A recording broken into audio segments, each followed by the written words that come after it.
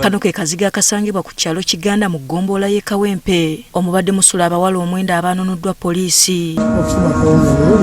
Abawala bano kuliko Viola Nassali ow'emyaka 21, Viola Nakakoozo ow'emyaka 2, Swabula Namutebi ow'emyaka 2, Agnes Mutoni ow'emyaka 2, Shadia Beko ow'emyaka 2, Irene Nannanga ow'emyaka 2, Rebecca Namuyombo ow'emyaka 2, Agnes Najjembo ow'emyaka 2, ne Zahara Namugambe naye nga wa myaka 2.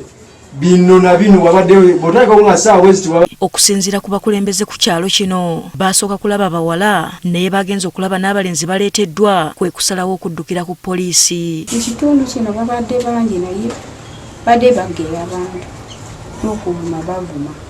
Tubagamba babazze eyange twasooka tuteekamu abaana abamu mu regisita naye bwe baddayo abamu ne bavaawo ne bagenda ate abaakomawo bwe baleeta abalala tebabanjula abamu.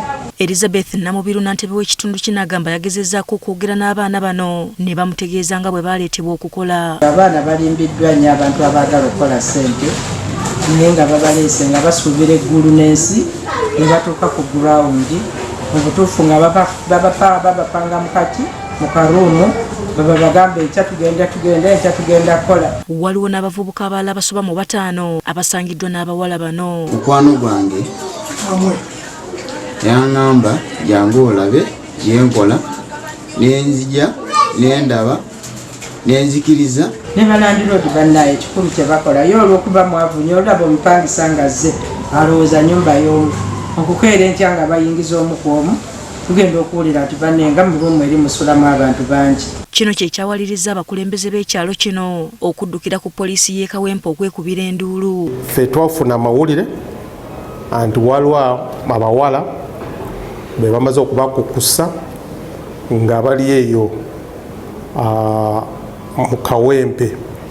Abakeesi baffe ne batulaga ne tugendayo. Poliisi naye situkiddemu okununula abawala bano era mu kifo mwe babadde musangiddwamu abakazi abalala 2 ababadde babakuuma okuli Jennifer Birungi ne Esther Mbeyiza ne bakwatibwa. Mbeyiza Esther ye mu kampuni eyakolanga network manager ne Birungi Jennifer ye akolanga manager mu kampuni eyo. Sente kasitumaze okubawa sente ezo bagitwala eri mu offices zaabwe eri mu Kampala Road. Offices eri mu Kampala Road naye osanga bali mu bitunde birala. Patrick Onyango omwogezi wa poliisi mu Kampala n'Emirwana asabye abantu bonna okusooka okukola okunoonyereza okumala ku zi kampani zino nga tebannaba kusaba mirimu. Oba onoonya emirimu n'otuka mu kampuni ne bakugamba direeta sente bweti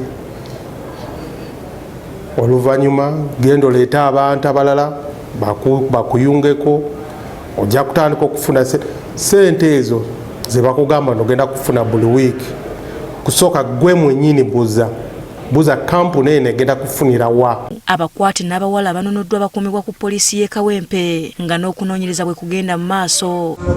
Pasifa Nanvuma, Agafeeyo ku Spark TV.